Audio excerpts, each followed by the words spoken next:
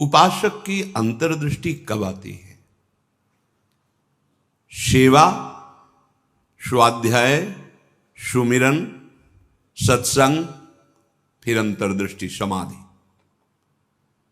जो सेवा में प्रमादी है, भगवत सेवा, गुरु सेवा, समाज सेवा, वो किसी मार्ग का पथिक नहीं है, किसी मार्ग का पथिक नहीं। बड़े बड़े महापुरुष जो ब्रह्मबोध हो गए या भगवत तत्व में स्थित हो गए, उनको भी इस भगवत स्वरूप समाज की सेवा करनी ही पड़ी। शरीर में जब तक हमारे बल है तब तक हमें समाज स्वरूप, भगवत स्वरूप, गुरु स्वरूप, वो एक ही परमात्मा बैठा है, हमें सेवा में तत्पर रहना है। क्योंकि इस शरीर से बहुत जन्मों में अशुभ कर्म हुए हैं, उनका क्षय सेवा से होता है। प्रगट शरीर से जब हम सेवा करते हैं, इसका प्रभाव मन पर पड़ता है। जो हम क्रियाएं करते हैं उनका प्रभाव मन पर पड़ता है।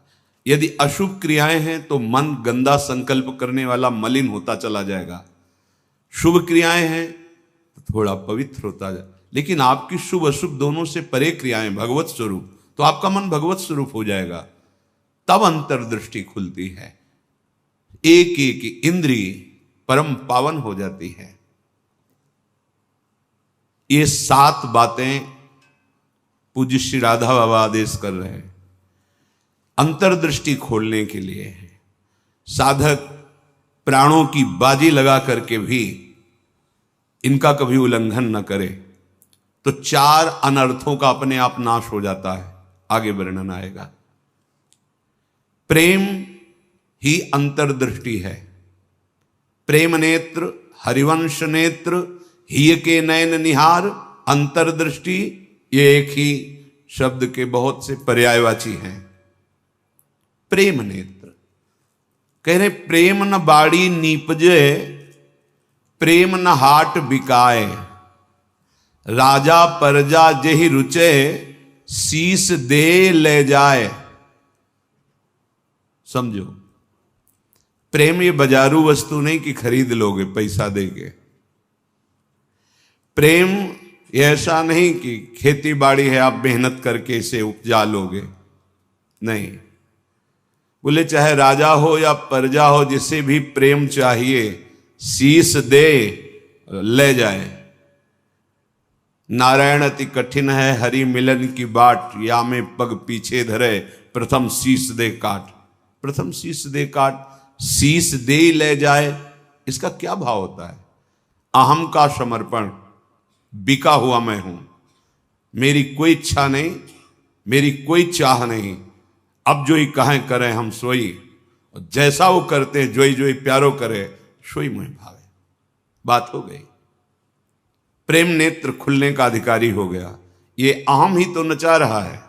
ये कभी वैराग्य में बैठा लेगा, कभी तपस्या में, कभी भोगों में, कभी प्रमाद में। इसके अनुसार थोड़ी भूमिकाएं बनती हैं भक्ति की या ज्ञान की। आचार्यवाणी, गुरुवाणी, उनकी आज्ञानुसार चलने पर हृदय में भूमिकाएं जागृत होती रहती है। ये अहंकारी देहाभिमानी सुधरना ही नहीं चाहता, मनमानी आचरण करना चाहता है। मनमानी आचरणों से ही तो आज तक हम विमुख रहे, सुख से, शांति से, भगवदानंद से। दुख और अशांति, क्लेश और बंधन बार बार यही मन और बुद्धि तो दे रहे हैं। बिल्कुल सत्य बात कह रहा हूं, इसे केवल सुनना ही मत समझ लेना। पूज्य राधा बाबा के वचन,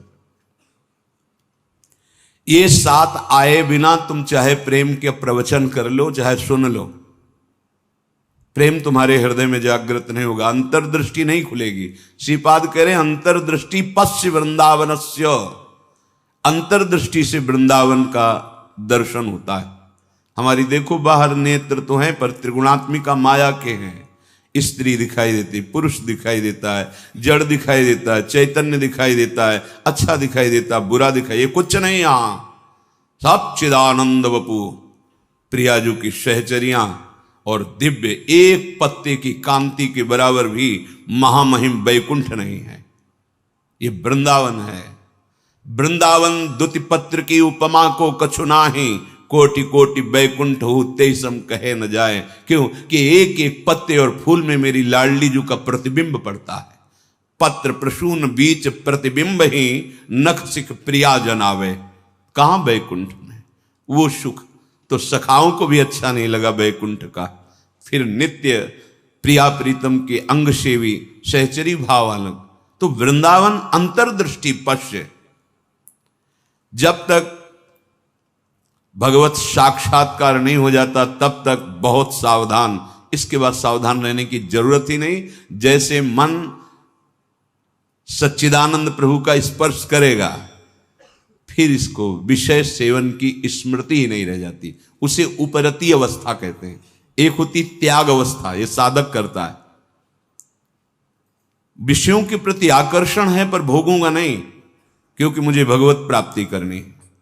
दूसरी होती वैराग्य अवस्था, भोगों का सानिध्य है, ये भी जानते हैं कि हाँ ये भोगने में मन बुद्धि कहते हैं कि सुखद है पर नहीं, वो राग रहित हो रहा है।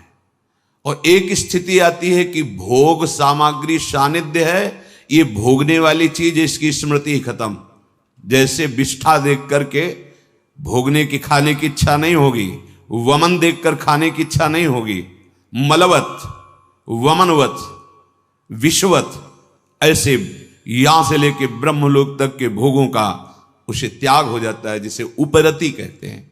भोग सामग्री है, भोगने की इच्छा ही नहीं है, ये बोध भी नहीं रहता कि ये भोगना चाहिए क्योंकि अखंड स्मृति जागृत हो गई आराध्य देव की। पहला उपासक को शांत लक्षण धारण करना है।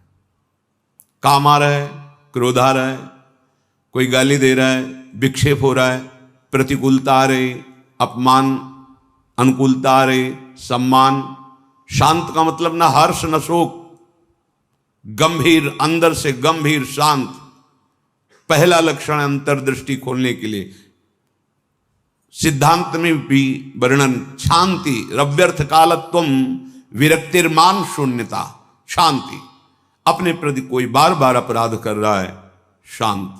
न शरीर से दंड, न वाणी से दंड, न मन से दंड देने का संकल्प, क्योंकि सब में मेरा प्रभु विराजमान है। बिल्कुल ध्यान से बाबा ने कहा, ये बिल्कुल सत्य सत्य बात कह रहा हूं। प्राणपन से इन सातों बातों का निर्वाह करोगे तो अंतर्दृष्टि खुल जाएगी। प्रेम, यदि आप थोड़ा भी प्रमाद करेंगे तो इनको धारण नहीं कर पाएंगे। पहला ही है शांत, भाव देश में भी पहला है शांत। शांत दास्य सख्य वात्सल्य कांता सहचरी। शांत हमारे भगवान का स्वरूप है, शांताकारम, शांत। समझो, वाणी शांत, मन निसंकल्प, कोई चाह नहीं, स्थिति यहां पहुंचनी। शांत का स्वरूप ये, न सोचते न कांक्षते, समः सर्वेषु भूतेषु मद भक्तिम लभते पराम। मेरी भक्ति का परम लाभ, पराभक्ति का स्वरूप ये। कोई चाह नहीं, कोई चिंता नहीं, कोई भय नहीं, कोई शोक नहीं। ब्रह्मभूता प्रसन्नात्मा, हर समय अखंड प्रसन्नता। देखो भक्त कैसा शांत होता है। परीक्षित जी महाराज गर्भ से ही भगवान के परम प्रिय भक्त हैं। भगवान ने गर्भ में ही रक्षा की। जब ये उत्तरा जी के गर्भ में थे, अश्वस्थामा ने ब्रह्मास्त्र संधान किया। कितनी बुद्धि बिगड़ गई थी। गर्भस्थ शिशु की हत्या सबसे बड़ा पाप होता है। भ्रूण हत्या, गर्भ हत्या, ये बहुत बड़े पापों में आता है। इतना बड़ा विद्वान क्रोध के वशीभूत होकर ब्रह्मास्त्र का संधान कि पांडवों का वंश ही विनाश कर देंगे। उत्तरा ने किसी अन्य का आश्रय नहीं लिया। जैसे द्रौपदी जी से चूक हुई, पतियों का आश्रय, सभा में बैठे हुए महापुरुषों का आश्रय, भुजाओं का आश्रय, दांत का, उत्तरा ने नहीं। जे ही देखा कि जाजुल्यमान ब्रह्मास्त्र गर्भ नष्ट करने के लिए आ रहा है, हाथ उठाया और तुरंत भगवान का हे करुणा निधान गोविंद। पूरा शब्द नहीं हुआ, भगवान गर्भ में ही प्रकाशित हो गए, आसपास गर्भ की रक्षा कर रहे हैं। परीक्षित जी गर्भ से ही भगवान के भक्त हैं। अधर्म का धन कोई भी हो बुद्धि भ्रष्ट कर देता है, बहुत इससे बचा जाता है। आप इससे समझिए अधर्म के धर्म का कितना प्रभाव होता है। जबरदस्ती बलात् राजाओं को जीत करके वैभव छीनना, यह स्वभाव था जरासंध का। संतों के मुख से सुना कि जब भीम के द्वारा भगवान ने जरासंध का वध कराया, सहदेव का तिलक किया, पर उसका वो मुकुट जिसमें बहुत से राजाओं की जीती हुई रत्न मणियां हीरे आदि थे, वो मिला के सबसे 20,000 तो कैद किए था। जैसे पशुओं की बलि देना हो, ऐसे वो बलि देने के लिए 20,000 राजाओं को। वही मुकुट एक दिन परीक्षित जी अपने मस्तक पर धारण किए। धारण करते ही शिकार खेलने का मन हुआ, चल पड़े शिकार। इतनी प्यास असह्य हो गई कि ऋषि आश्रम में गए। वो समाधिस्थ थे, अपने स्वरूप में स्थित थे। कोई है आश्रम में, मुझे बहुत प्यास लगी है। वहां तो समस्त इंद्रियां, मन, बुद्धि सब चेष्टा रहित है, भगवत स्वरूप में एकदम डूबे हुए, बाहर से शांत, कोई चेष्टाएं न सुना रही न दिखा रही, कोई इंद्री काम नहीं करेगी, क्योंकि सौम्य अवस्था को प्राप्त समाधिस्थ महापुरुष। पता नहीं कैसे ऐसी बुद्धि बदल गई इतने बड़े महाभागवत की। उपेक्षा करके बाहर निकले, देखा एक मरा हुआ सर्प पड़ा था, ऐसे धनुष की नोक से उठाया और ऋषि के गले में डाल दिया। महत अपराध है। साधु का उपहास या इस तरह की चेष्टाएं, उनको इसका भी पता नहीं चला, तो शांत अपने स्वरूप में स्थित हैं। कुछ ब्रह्म ऋषि कुमार देखे कि राजा परीक्षित अंदर गए थे, बाहर गए तो कोई बात ही क्या, वहां गए तो देखा समाधिस्थ थे, उनके गले में मरा हुआ सर्प। तो ऋषि कुमार दौड़ते हुए श्रृंगी ऋषि जहां स्नान कर रहे थे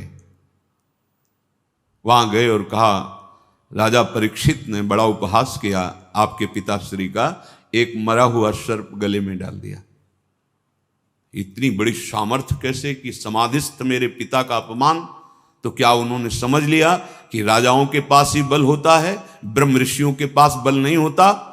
नौ किशोर अवस्था है श्रृंगी ऋषि की, उसी जल से आचमन किया और कहा आज मैं दिखाता हूं कि ब्रह्म ऋषियों का बल क्या होता है।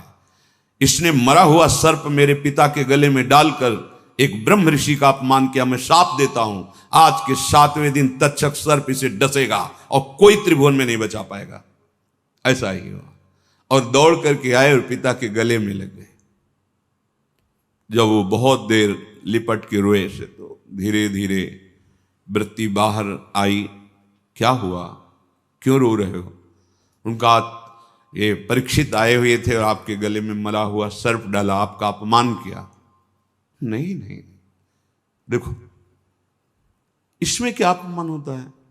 गलती तो हमसे हुई, राजा भगवान का स्वरूप होता है। वो आए थे आश्रम में, अर्घपाद आदि देते, उनको जल पिलाते, उनकी सेवा करते, वो हमारे संपूर्ण प्रजा का शासन करते हैं, सेवा करते हैं, रक्षा करते हैं। हमसे गलती हो गई, रोना नहीं चाहिए। तब किसी ऋषि कुमार ने कहा ये रोए ही नहीं है, इन्होंने शाप भी दे दिया है। नहीं नहीं, निरपराध राजा को शाप कैसे दे दिया? क्या शाप? 7 दिन में तक्षक काटेगा। गजब कर दिया तुमने। अरे हमसे पूछ तो लेते। अब ये ब्रह्म वाक्य हैं, इतने बड़े ब्रह्म ऋषि वो भी नहीं काट सकते।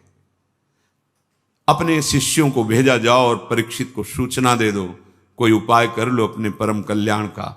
7 दिन में तक्षक सर्प आएगा और डसेगा। जे ही जाके वहां परीक्षित ने मुकुट उतार के ये क्या मेरे से, ये क्या हो गया?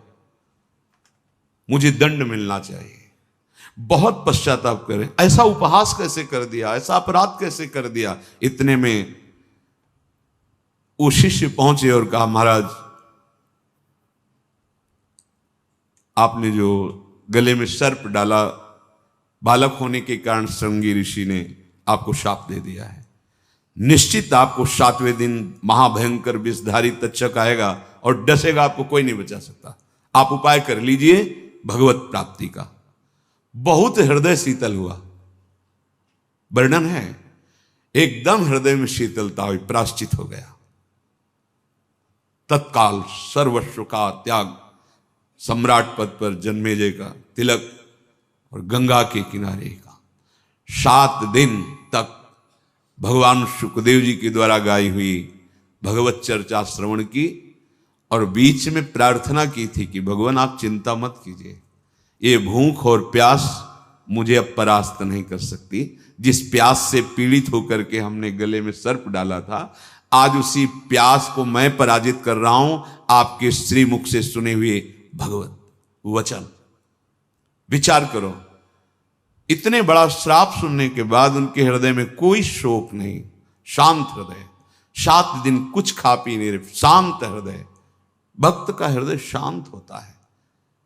उनके गले में सर्प डाला हुआ शांत नहीं हुए, कोई बात नहीं। अगर हम भगवत दर्शन करना चाहते हैं, महासुख में निमग्न होना चाहते हैं, दुख मिटाना चाहते हैं, तो शांत होना स्वभाव में लाएं। अशांत स्वभाव नहीं। अशांतस्य कुतः सुखम। अशांति अगर हृदय में होगी तो बहुत पाप बन जाएंगे, कड़ुआ बोलोगे, गंदे आचरण बन जाएंगे, हिंसा आदि दोष भी उत्पन्न हो सकते हैं। इसलिए पहला अंतर्दृष्टि खोलने के लिए शांत, हमारा भाव भी पहला शांत भाव। ये मार्ग का पथिक भी शांत मार्ग का पथिक है।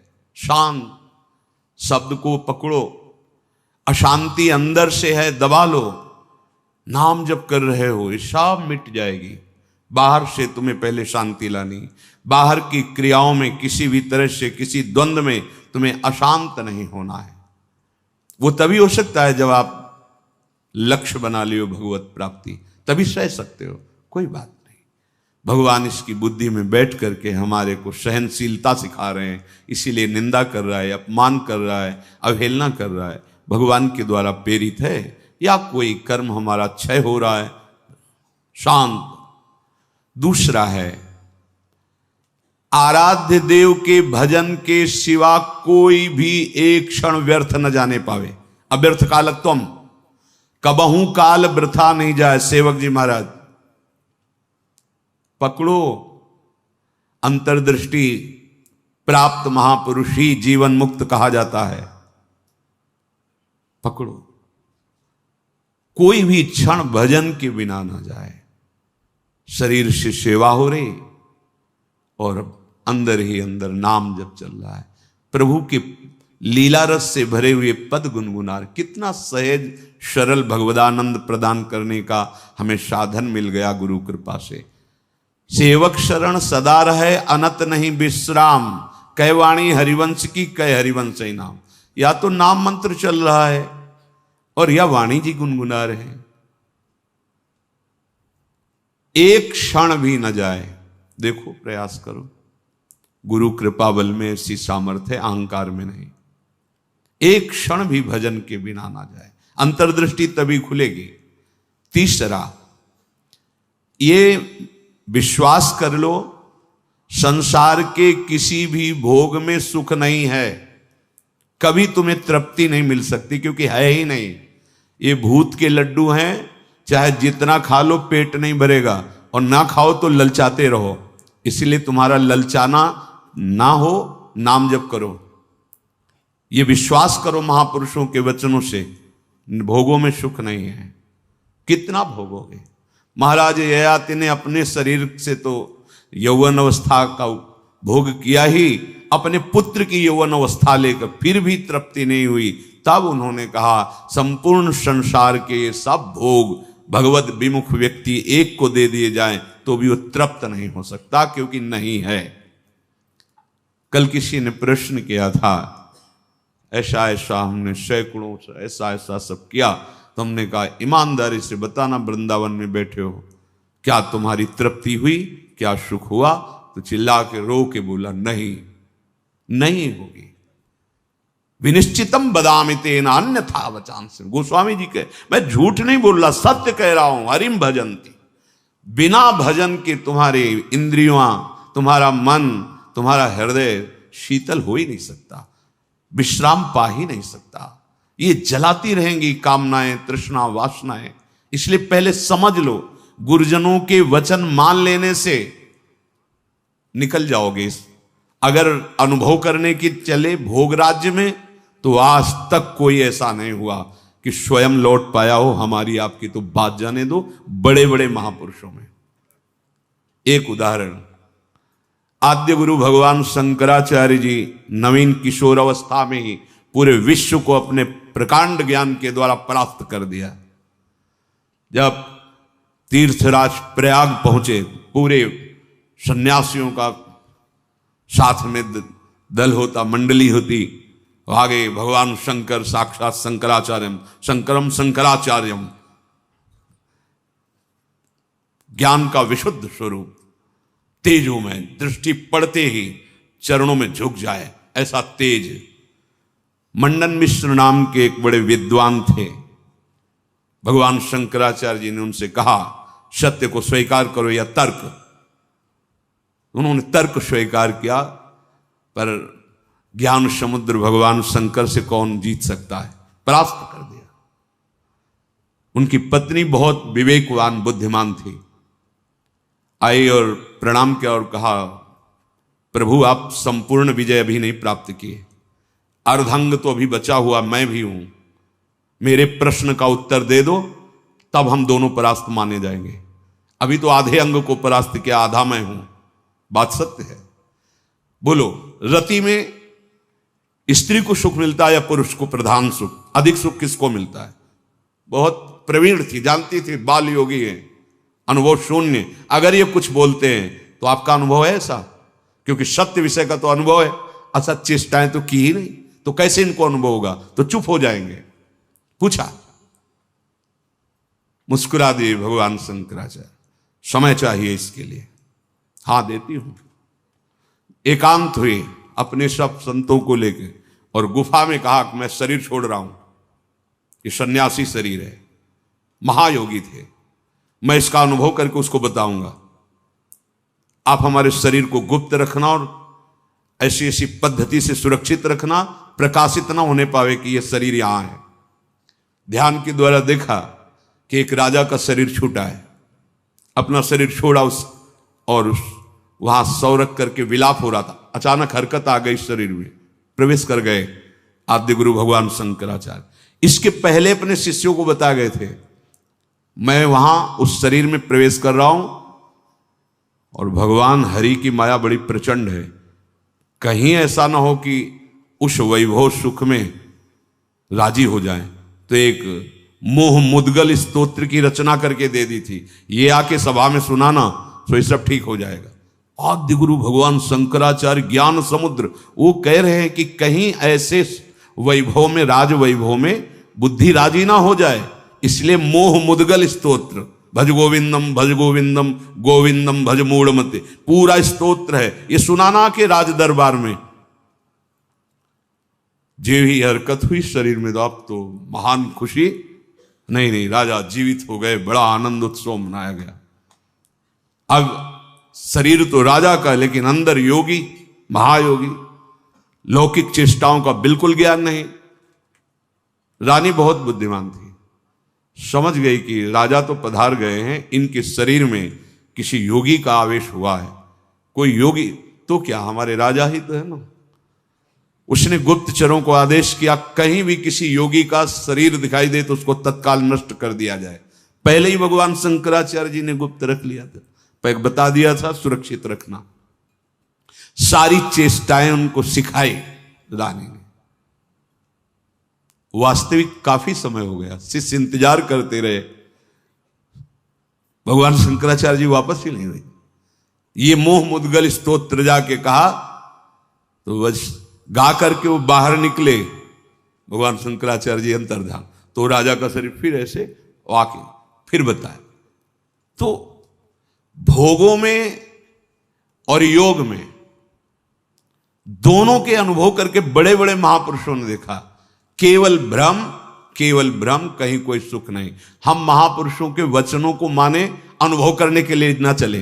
अनुभव करने के लिए जब गए तो आद्य गुरु भगवान शंकराचार्य भी अपने शिष्यों को मोह मुद्गल प्रहार करके मोह का नाश करना, क्योंकि उस शरीर में जाने पर हो सकता है मोहबद्ध कर, ये भगवान की प्रचंड माया है। तो गुरु वचनों को मान लो, शास्त्र वचनों को मान लो, अनुभव करने गए तो फिर फंस जाओगे। वो तो समर्थ भगवान है, लीला करके दिखा रहे हैं। अपने इतनी सामर्थ्य नहीं कि भोगों का अनुभव करके फिर उनका त्याग करके भगवत मार्ग में चले। जब भगवान शिव मोहिनी रूप को हृदय से लगाया, फिर आवेश हटा माया का, तब भगवान हरि ने कहा कि प्रभु केवल आप ही हैं कि मेरी माया का आकर्षण, और फिर अपने स्वरूप में स्थित हो गए। दूसरा इस सृष्टि में नहीं है, सृष्टि में नहीं। ऐसी प्रचंड माया भगवान की है। इसलिए पूज्य राधा बाबा कह रहे उपासक, तीसरा नंबर है, समस्त भोगों में कोई सुख नहीं है, ये मान लो।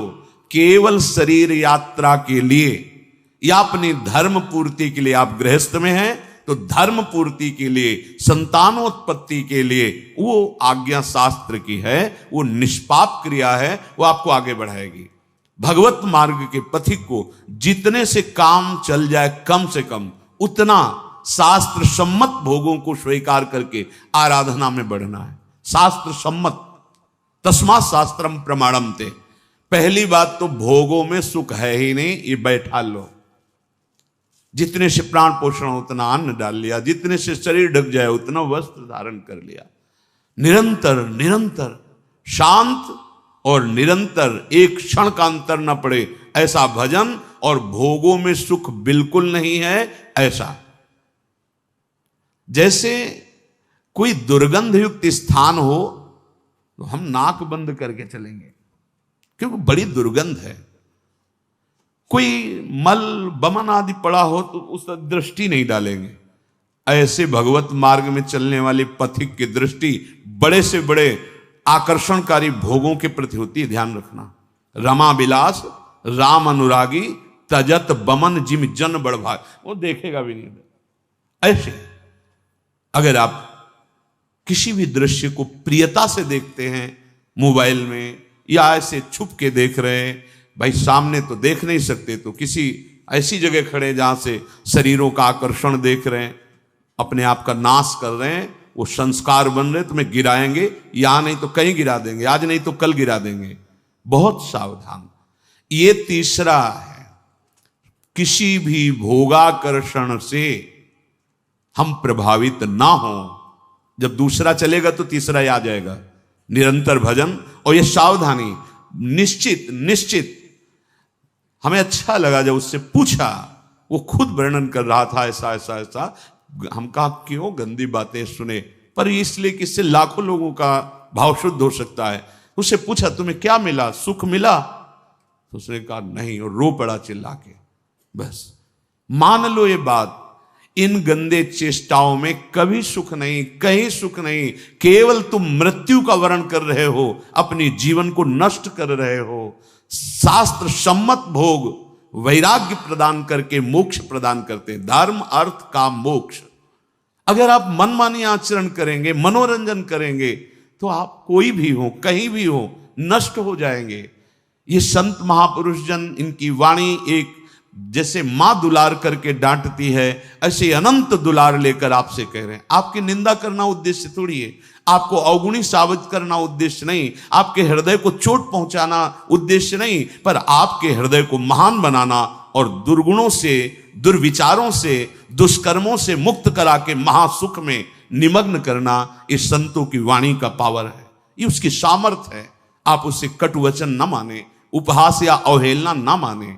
जैसे हम चाहे जो रोग हो डॉक्टर के सामने पेश करते हैं, ऐसे ही बड़ी कृपा है उनके ऊपर जो अपने अवगुणों को अवगुण मान रहे हैं और उनसे दूर होना चाहते हैं। ये कोई आश्चर्य में बात नहीं, क्योंकि भगवती माया बहुत बलवती है। भगवत विमुख कुछ भी करा सकती माया। जो भगवान नाम जापक वहां होश में रहती माया, क्योंकि वो स्वामी का नाम जप कर रहा है और प्रभु की शरण में है। अगर उपासक के हृदय में भोगों से घृणा नहीं आई है तो अभी उपासना का रंग नहीं, नाम जप नहीं चल रहा पक्का। हृदय की बात कहता हूं। आप देखो, एक दिन चला के नाम देखो 24 घंटे, जलन पैदा हो जाएगी अगर कोई आपसे बात करना चाहेगा। कुछ देखना, कुछ सुनना, कुछ बोलना, ये जहर लगने लगेगा आपको। देखो तो करके। अब आप मनोरंजन में लगे हो, किसी तरह समय कट रहा है, खाया पिया, मौज मस्ती, ये जीवन ऐसे व्यतीत करने लायक नहीं। बड़ा दिव्य जीवन है। मानव देह पशुवत थोड़ी आचरण करना है। दिव्य दैवी सद्गुणों से युक्त होकर आप चाहो नारायण बन सकते हो, आप साकेतपुर जा सकते हो, आप शिव स्वरूप कैलाश में जा सकते हो, आप जो भाव चाहें दिव्य भाव में। ये जन्म मरण का दुख भोगते भोगते तुम्हें ऊबना नहीं आया। एक संकट कोई निवृत्त करने के लिए मारा घूमता है, यहां चले जाए वहां चले जाए, और नाम गरज रहा है हर दुखों को मिटाने के लिए। कहीं जाने की जरूरत नहीं। राम कृष्ण हरि जो नाम प्रिय, राधा राधा राधा, सर्व मंगल होता चला जाएगा। बार बार इसीलिए कह रहे हैं, नाम जपत मंगल दिशि दसहु, कहीं भी जाओगे तुम्हारा मंगल ही होगा। नाम चल रहा है। नहीं, ये भोगा शक्ति बहुत ही प्रबल है, विचार करने का अवसर नहीं देती, भ्रष्ट कर देती है। नाम चल रहा है, इसकी ताकत नहीं कि गिरा सके। चौथी बात, मन में अपने अंदर मान का बिल्कुल भी प्रभाव ना रह जाए। अंतर्दृष्टि खुलने के लिए पहला शांत, दूसरा निरंतर भजन, तीसरा भोगों में सुख नहीं है, दृढ़ बुद्धि, भोगों से घृणा। चौथी बात, अपने अंदर मान न रह जाए। अगर मान है तो परम पद में आरूढ़ होने के लिए सबसे पहला त्याग इसी का किया गया है। निर्मान मोहा जित संग दोषा, पहले मान रहित, सबहि मान प्रद आप अमानी। मान अगर है तो फिर परमार्थ मार्ग का पथिक। और संसार में मान के लिए ही सब कुछ किया जाता है, और परमार्थ मार्ग इससे उल्टा है। मान की धज्जियां उड़ा दी जाती हैं।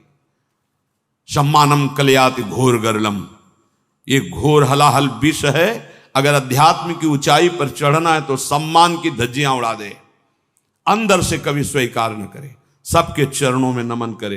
वो साष्टांग कर रहा है, पंचांग कर रहा है, बलिहारी उसकी श्रद्धा है। वो सबके हृदय में विराजमान भगवान को प्रणाम कर रहा है, गुरु प्रदत्त वेश को प्रणाम कर रहा है। हम तो दास हैं उनके चरणों में।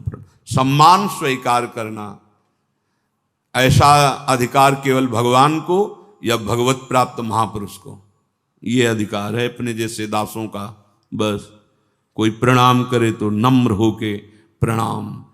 अगर वो कर रहा है तो गुरु प्रदत्त वेश को, हृदय में विराजमान प्रभु को कर रहा है, अपने को नहीं। अगर अपने उस मान के भोक्ता बने तो परमार्थ चल ही नहीं पाओगे, नहीं चल पाओगे, नहीं चल पाओगे। ये मान बहुत घातक जहर है। अगर सत्संग नहीं मिला, गुरु कृपा नहीं हुई, तो इसी का पोषण शुरू रहता है। वैराग्यवान होकर के भी इसी मान का पोषण होता रहता है। और परम पद में आरूढ़ होने के लिए सबसे पहला त्याग इसी का है। निर्मान अमोहा जित संग दोषा, मान रहित। ये हृदय में बैठा लिए, बहुत सूक्ष्म बंधन है ये। कभी कभी बड़े बड़े मान का त्याग मान के लिए हो जाता है। सम्मान पत्रों का, आसनों का त्याग मान के लिए। बड़े सुंदर, कितने दयनीय। ये सुनने की इच्छा मान की इच्छा है। अगर स्वाभाविक हमारी स्थिति मान रहित हो रही तो ये केवल गुरु कृपा से, ये पक्का।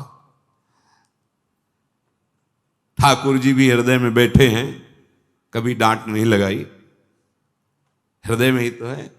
लेकिन जब ठाकुर जी गुरु रूप से आए तो एक एक चोरों को पकड़ करके पीट पीट के बाहर कर दिया।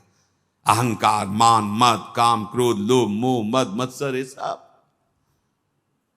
पर टिको ना, आज्ञा पे टिको, गुरुजनों की आज्ञा पर, वाणी पर टिको, सब ठीक हो जाएगा।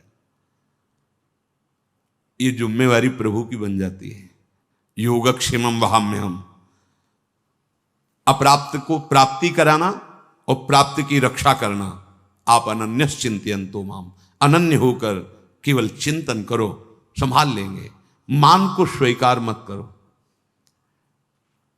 मान को स्वीकार न करो। शरीर स्वस्थ है, कोई प्रणाम कर रहा है, आप भी प्रणाम करो, उसकी श्रद्धा है। जब बहुत लोग प्रणाम करें तो कहां तक करोगे? हृदय से सबको प्रणाम किया और अपनी स्वीकृति नहीं की कि हमें प्रणाम हो रहा है। नहीं नहीं, देहाभिमान पुनः पुष्ट होने लगेगा।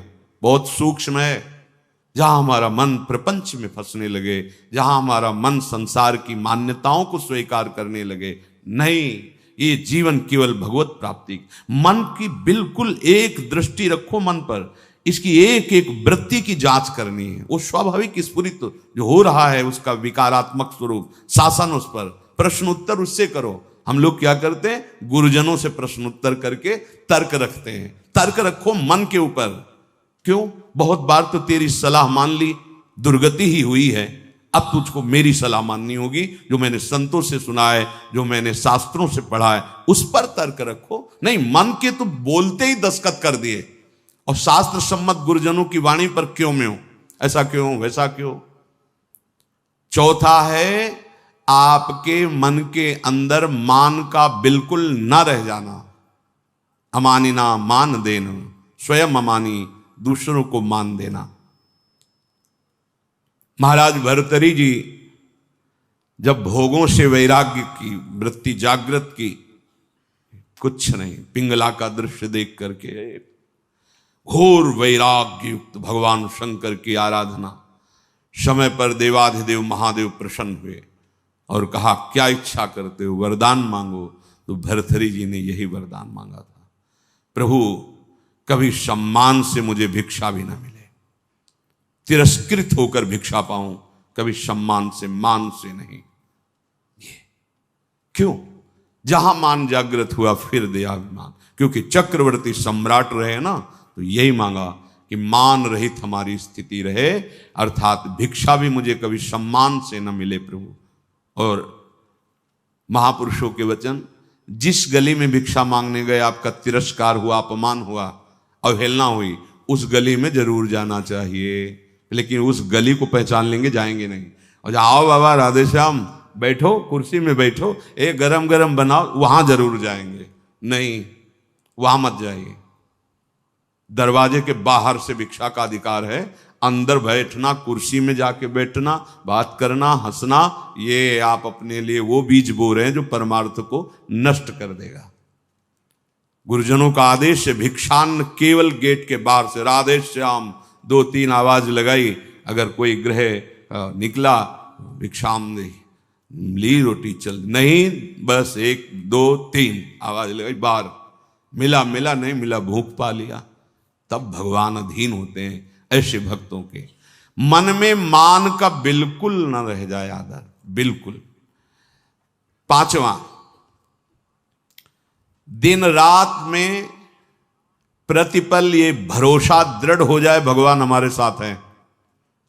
प्रेम दृष्टि खुलने का ये राधा बाबा का आदेश है।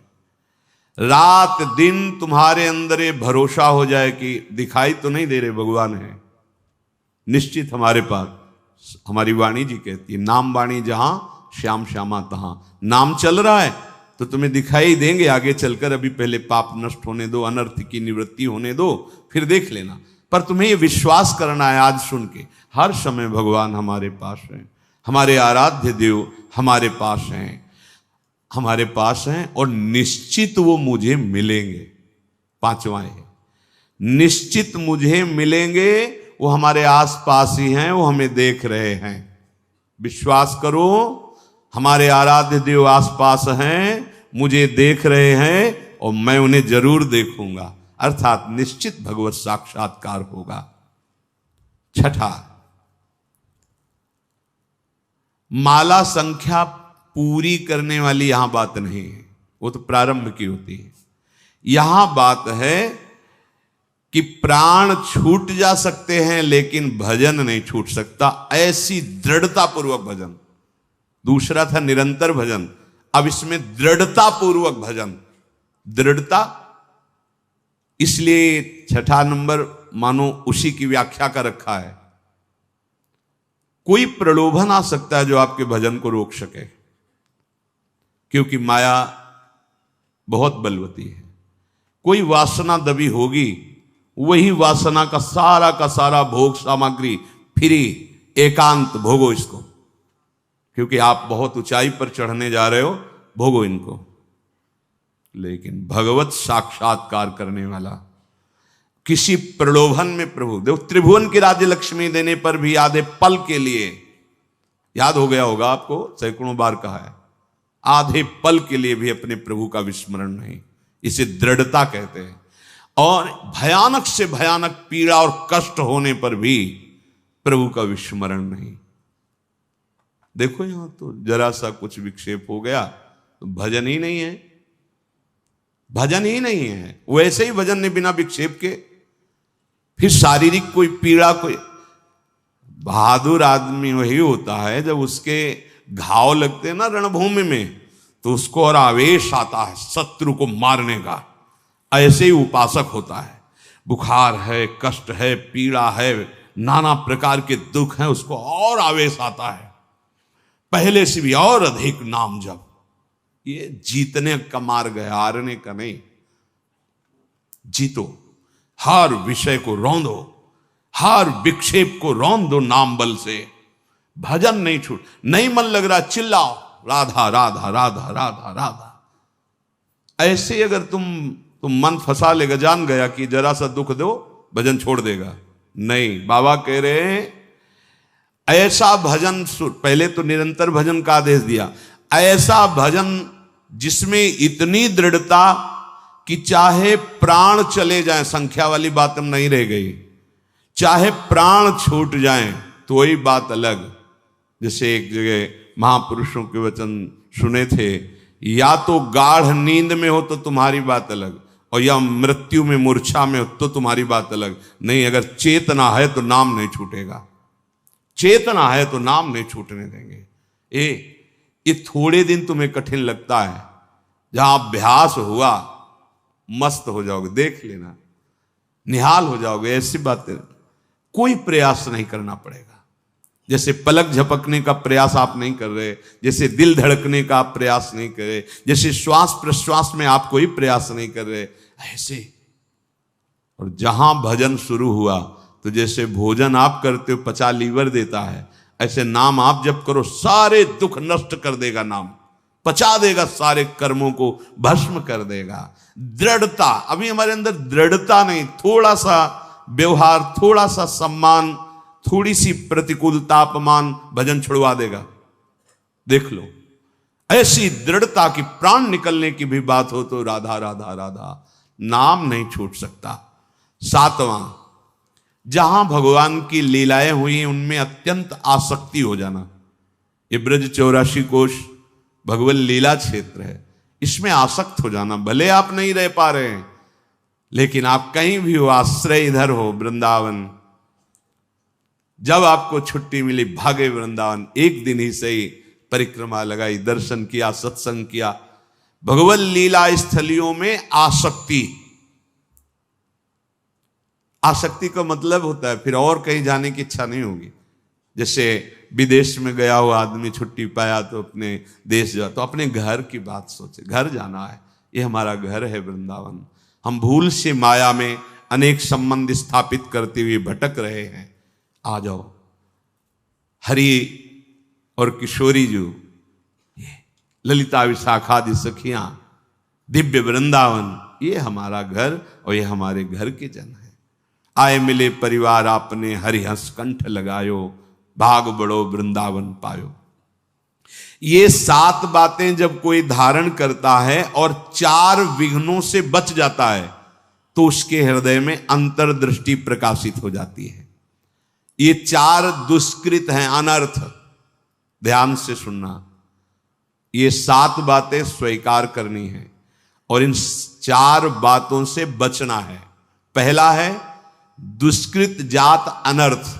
पूज्य श्री राधा बाबा, पूर्व जीवन में जो हमसे पाप हुए हैं, बड़े बड़े बुरे कर्म हुए पूर्व में लाखों अनंतों जन्मों का बात आ गई। अभी अज्ञानी जीव ऐसे तर्क करते हैं, कौन जाने पीछे कर्म हुआ है कि नहीं।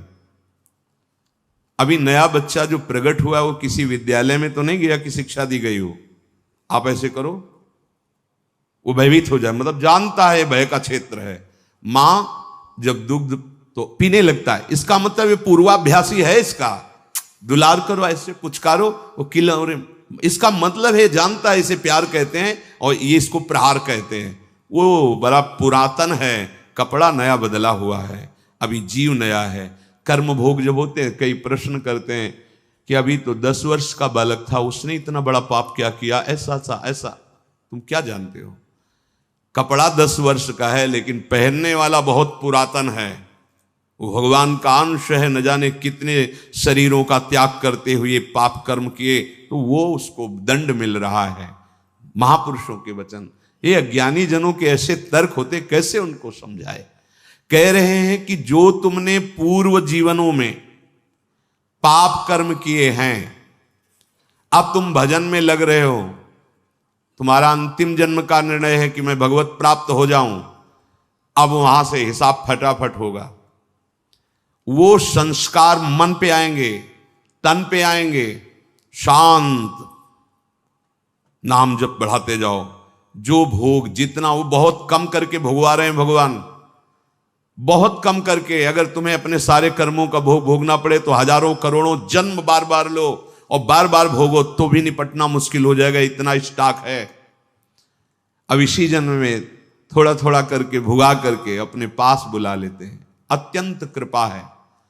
जो भी दुष्कृत जात अनर्थ तुम्हारे जीवन में आएगा, 2 प्रकार से, एक दंड रूप से आएगा और एक आएगा पाप कर्म कराने की प्रेरणा रूप से। ध्यान दीजिए, एक को तो भोग लेना है दंड को, दूसरा आएगा मन में बैठ करके पाप कर्म कराने की प्रेरणा देगा, पाप कर्म कराने की सुविधा देगा। अगर दूसरे को भोग लिया तो आगे फिर योनि बनने का, किसी योनि में जाने का आपने हिसाब तैयार कर लिया। समझ लीजिए, धर्म पूर्वक भोग स्वीकार की आज्ञा है। अधर्म पूर्वक जो हमारे कृत्य हुए हैं, वो 2 प्रकार का प्रभाव डालेंगे। पूज्य श्री राधा बाबा कह रहे, एक तो ये दंड रूप से, जैसे कोई रोग आ जाना, कोई अपमानित कर रहा है, कोई निंदा कर रहा है, आदि आदि, बड़ा तिरस्कार हो रहा, शांत तुम्हारे पाप नष्ट हो रहे। एक आता है मन में, ये अंतर का है, इतनी गंदी वासना और उसी वासना के अनुसार सुविधा, वही भोग तुम्हें मिलेगा जो तुम्हारे अंदर वासना बढ़ी हुई है। बिल्कुल नहीं, अगर त्रुटि कर दी गए, ये भारी अनर्थ पैदा कर दे। प्रायः चलन चलन सब कोई कहे, बिरला पहुंचे कोई, एक कंचन एक कामनी दुर्लभ घाटी दोए। बहुत सावधान। ये बार बार आपको भजन करते समय बुरे कर्मों की स्फुरणा बुराई की तरफ घसीटेगी। 1 मिनट के लिए इससे छोड़ दो, नाम जप साधन सब, चलो 1 मिनट बस वो स्फुरणा स्वरूप संसार की। बड़ा गजब है, 1 मिनट के लिए भी इसे चैन नहीं है। जरा सा छूट पाई, भागा संसार में, कोई न कोई पूर्व देखे हुए दृश्य, सोची हुई बातें सामने लगे। इसको अवसर, तभी इसलिए दृढ़ता पूर्वक भजन, पूरा ध्यान रहे इस पहले अनर्थ से हटने के लिए। अगर हमें शारीरिक कोई दुख मिल रहा है, बाहरी व्यवहारिक दुख मिल रहा है, मुझे भगवान से प्रश्न नहीं करना, वो सर्वज्ञ हैं। उन्होंने जानबूझ करके हमारे कर्मों का नाश करने के लिए ये विधान रचा है। मस्ती में भोग लो। आप कहोगे दुख मस्ती, हाँ, मस्ती तो उसी को कहते हैं जो निंदा अपमान तिरस्कार और दुख को सह के निकल जाए, उसे मस्ती कहते हैं। मूर्खता को मस्ती थोड़ी कहते हैं कि आप मदिरा पिए हो, दंडता कर रहे हो, पापाचरण, बोले बहुत मौज और मस्ती है, ये बहुत हिसाब गहरा पड़ेगा, सह नहीं पाओगे। मस्ती तो उसी को कहते हैं, भारी से भारी अपमान तिरस्कार दुख सह गए और निकल गए, भगवत मार्ग में आगे बढ़ गए, बलिहारी उस चरणों की, उस महात्मा की, उस साधक की, जो ऐसे उसे मस्त कहते हैं। वाह वाह रे फकीरा वाह जी, धन्य है तू, निकल गया माया को रौंद के। तो फकीर का मतलब केवल वेश से नहीं है, अंतर से है। सबको भगवत प्राप्ति करने का अधिकार है, सब महात्मा हो सकते हैं, चाहे जिस वेश में हो, बस आचरणों को सुधार करके स्थिति को लाओ, स्थिति प्रज्ञ को महात्मा कहते हैं।